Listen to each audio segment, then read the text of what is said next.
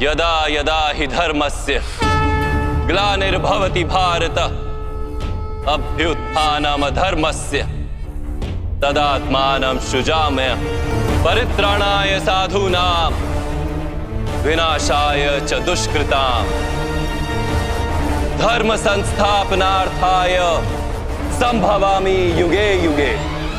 जब जब धर्म को हानि होती है, जब जब अधर्म में वृद्धि होती है, तब तब सत्पुरुषों के उद्धार के लिए, अधर्मियों के विनाश के लिए और धर्म की पुनः स्थापना के लिए मैं ही जन्म लेता हूं। ये प्रत्येक युग में होता आया है और आगे भी ऐसा ही होगा।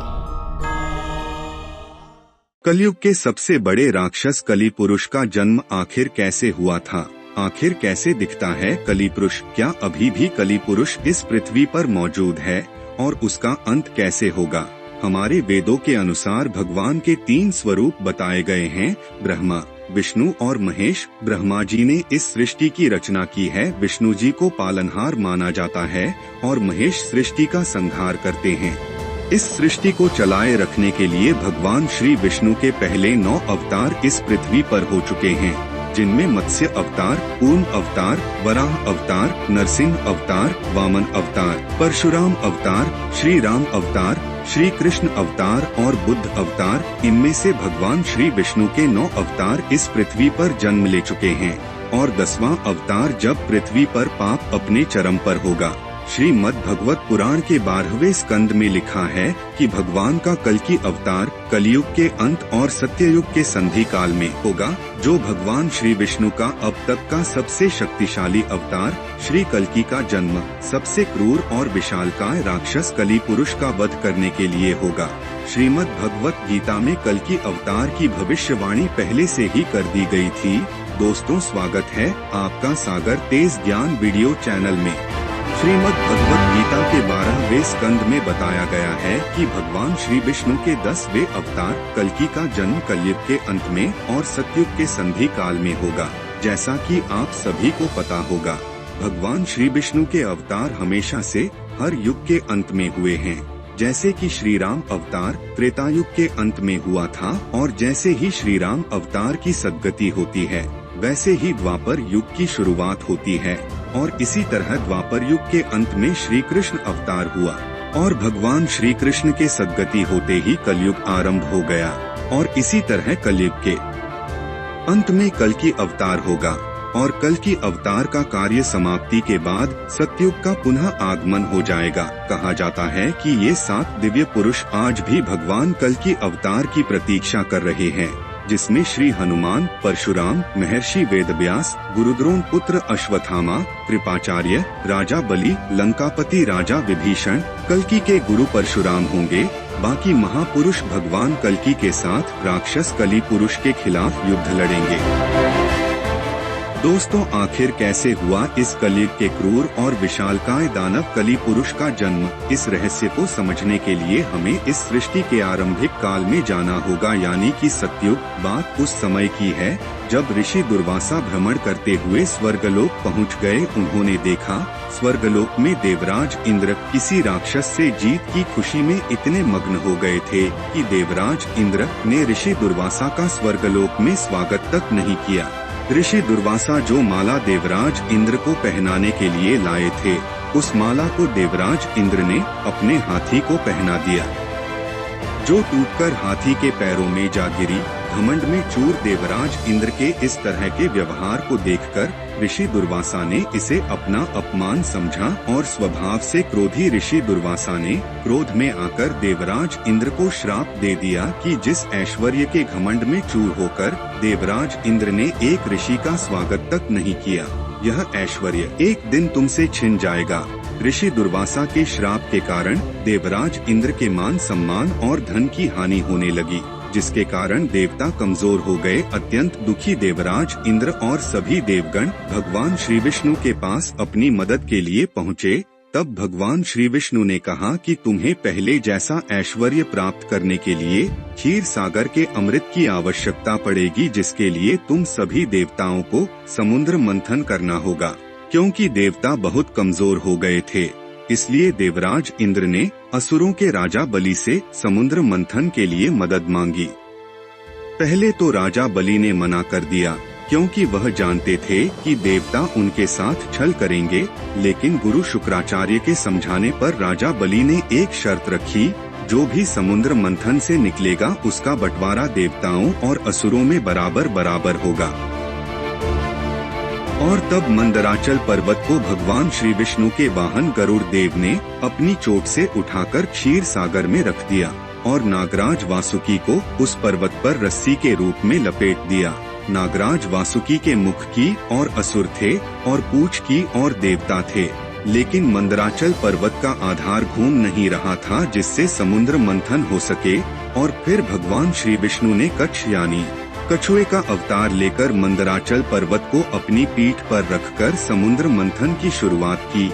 समुद्र मंथन से बेशकीमती आभूषणों के साथ साथ जब कालकूट नामक विष निकला, जिसके बारे में पहले से ही भगवान श्री विष्णु जानते थे, लेकिन उन्होंने इसके बारे में किसी को नहीं बताया, क्योंकि पता चलने पर देवता और असुर समुद्र मंथन नहीं करते।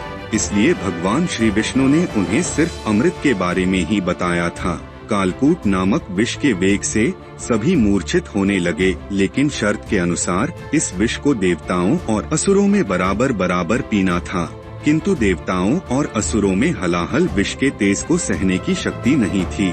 और तब भगवान श्री विष्णु के कहने पर भगवान शिव ने विषपान किया, लेकिन देवी पार्वती ने उस विष को अपने हाथों से भगवान शिव के गले में ही रोक दिया, जिसके प्रभाव के कारण भगवान शिव का कंठ नीला पड़ गया, जिसके कारण उन्हें नीलकंठ भी कहा जाता है।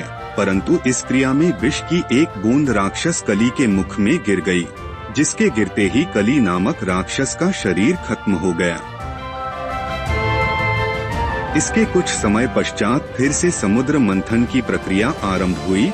समुद्र मंथन से कामधेनु गाय निकली, जिसे ऋषियों ने रखा। उच्चश्रवा अश्व को राजा बलि ने अपने पास रखा। ऐरावत हाथी को देवराज इंद्र ने अपने पास रखा। कौस्तुभ मणि और शंख को भगवान श्री विष्णु ने धारण किया। इसके बाद फिर निकली संजीवनी बूटी, जिसे पृथ्वी पर एक सुरक्षित स्थान पर स्थापित कर दिया गया।